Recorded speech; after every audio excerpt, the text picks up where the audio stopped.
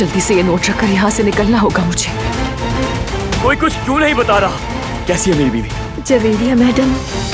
जमरुद। शुरुआत तो हो गई है, देखते हैं इस बार तुम कैसे बचती हो। इस हार को देखते ही मुझे तुम्हारे चेहरे की चमक और नजाकत का गुमान हुआ। मैं चाहता हूँ कि ये हमेशा तुम्हारे साथ रहे। कहाँ तुम? क्या रिश्ता है तुम्हारा? इससे ताल्लुक क्या है? सिबिल साहिबा, क्यों नजरअंदाज करेंगे मुझे आप? मेरे खिलाफ यहाँ तहकीकात हो रही है। कहा जा रहा है कि मैंने जाली प्रेगनेंसी की रिपोर्ट बनाई है। क्या है ये सब? बोलो, बताओ मुझे।